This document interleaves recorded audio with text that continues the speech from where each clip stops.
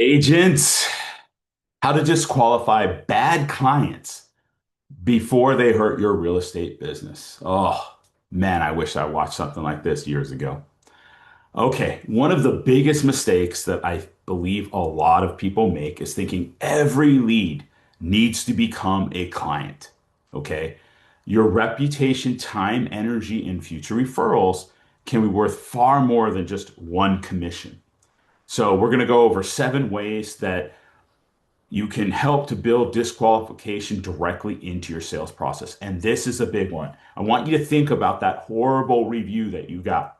Okay, if you've ever gotten one, probably gotten a few, how that probably could have been avoided with the process I'm going to show you today. And you even have that little bit of a feeling or inclination, but maybe you're just like, I need business. I got to do it anyways, right? Okay. Number one, have minimum standards before you take anyone on. This is huge, okay? You have to decide what you will and won't tolerate before you're emotionally invested in the commission. So let's go over some of those potential red flags. So, right off the bat, if they expect you to lie or hide information, and I've seen this with clients before, um, huge red flag, right? If they're disrespectful to you, your staff, the lenders, inspectors, and other agents, another big red flag. If they're continually ignoring professional advice but blame you for the consequences, they refuse to provide the necessary financial information. They have completely unrealistic expectations and refuse to adjust them. They repeatedly cancel or no show. They want you to violate laws, regulations, contracts, or professional standards. Listen, as a rule, you do not have to work with everyone who wants to work with you. So if you see some of these red flags in your process, this is definitely someone you really, really want to question about working with them. Okay. And should more than likely become a disqualifier so that it will save you the problems later. Okay. And a lot of people that have coached that have this happen to them had these little bit of red flags in their mind. They saw it, they're concerned, but they went ahead and it was some of the worst decisions they regret, right? Making that decision. So have these standards ahead of time. That way we eliminate them. Okay. And they're there for a reason. Number two, require a consultation before becoming their agent. Don't jump straight in from a lead to a client. Okay. Instead, lead to qualification, consultation, what their expectations are, the agreement, then client. Okay. If the market, right, the seller asks, well, if the market tells us your home is worth 500,000, but you were hoping for 575, how would you want me to handle that conversation with you? Okay. For a buyer, if we lose two or three homes before getting one accepted, how do you think you'll handle that? You're testing how they respond when reality doesn't match expectation, right? And oftentimes, even beyond this, is to have a plan in place. Okay, so if this home does not, right, if we're not even getting offers at all, showings at this price, we're going to agree to move it to this price, right? After a few days, or the first weekend, or a week, or whatever it is. Okay, that way we don't have to have that conversation later just to get the listing, right? We have it ahead because we want to know how that potentially could play out, right? Okay, number three, use the three-way qualification test. Every potential client should pass 3 tests.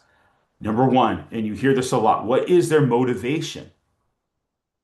Do they actually want to accomplish something? The ability, can they realistically complete the transaction? Coachability, right? Will they work with you as a professional? Okay, the third one gets overlooked. A highly motivated buyer with money who refuses to listen to anything you say can still become a nightmare client. You guys know you've had this. You know what the right answer is or what to do, but yet, for whatever reason, right, we didn't qualify them early enough, and now it's becoming a headache and a problem. Okay, I would rather have a motivated, qualified, and coachable than simply they might buy a house. Okay, these are great stuff. Guys, if you like this stuff, I got a bunch more. Make sure you get subscribed to the channel. What are you waiting for? Get in there, learn, apply, and improve. Okay. You're going to get better as a result of this.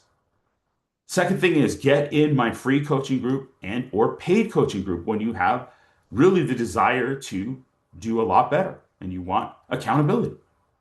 Okay. There are the links below. Please, please do those. Okay. Number four, ask questions that expose problems early. Okay. Try questions like, hey, what happened with the last agent you worked with? That's a great one. Most people don't. What would cause you to fire your agent? We don't want to ask that, do we? What expectations do you have of me? What happens if I tell you something you don't necessarily want to hear? If we disagree about strategy, how would you like us to handle it?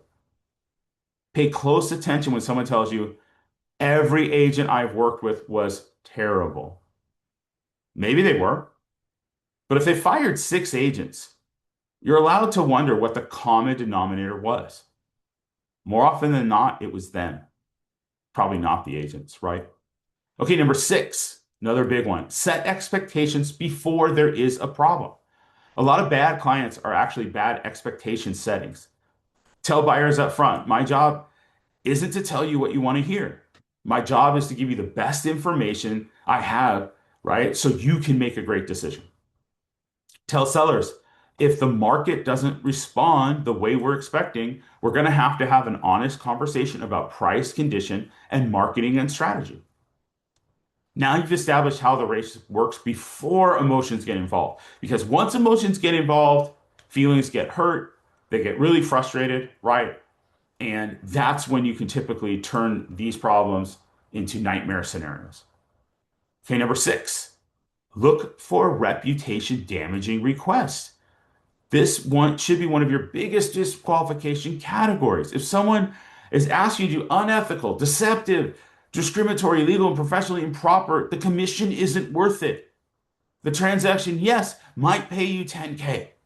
Your reputation can be worth millions over the course of your career. So ask yourself, would I be comfortable if this conversation, text message decision were publicly attached to my name? If the answer is no, then guess what? Don't do it.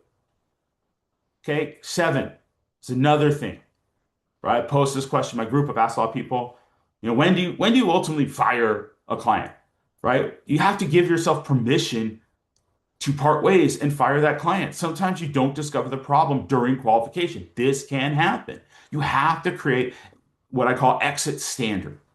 Okay. If the relationship becomes abusive, dishonest, unethical, or fundamentally unworkable, don't simply say, because you've invested such and such hours, I've invested 30 hours. Stop.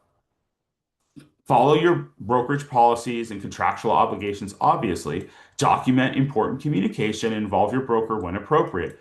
But a professional exit can sound like, hey, based on where we are today, I don't believe I'm the right agent to help you accomplish what you're looking to do. I think the best decision for us is to discuss the appropriate steps for ending our working relationship. Okay, now here's a little bonus, and I like to do this. So funny that I don't think a lot of people do this, but it's definitely something that I like. So you're going to do a quick scorecard from 1 to 5. This is going to help you, right? So motivation, what's their motivation? 1 to 5, 5 being the highest. Financial readiness is another category. Realistic expectations. What's their communication score? Respect, coachability, integrity. They're all fives, take them. I want you to. But if you're getting some ones in there, you got to start, right, questioning it. You aren't looking for perfection. You're looking for patterns. A client that scores poorly in several categories deserves another conversation before you commit. That's all I'm saying. Okay? So what's the big lesson? Look, your sales process shouldn't only determine who you can close. It should determine who you should close. Great agents are not desperate to work with everybody. This is so true. So you build the business around clients you can generally help. Then relationships they're proud to put their name behind. Okay.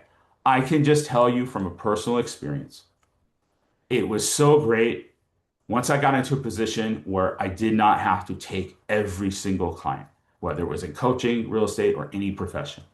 I really wanted to make sure I could do a great job for them and that they could do a great job for me. Yeah, that's right. I have expectations as well, right? And the better process that you have, right, for that initial process, of how you're choosing those clients and honestly disqualifying them. This is someone who's done thousands of interviews as well. So I understood the same thing applied there. It saves us a lot of time, right? And same thing for this. It's going to save you a lot of time and heartache and those nightmare scenarios. And that's really going to hurt your reputation. And you're going to regret taking them. Now put that process in place and it's going to really, really help you in the future before you have those major issues from not doing so. All right, guys, I hope this helped. Please subscribe. Please put in the comments if this did help. If there's something that you're doing as well, that's an improvement on this, which of course there always can be. And really appreciate it. Have an amazing rest of your day. I want you guys to do great. All right, we'll see you on the next one. Take care.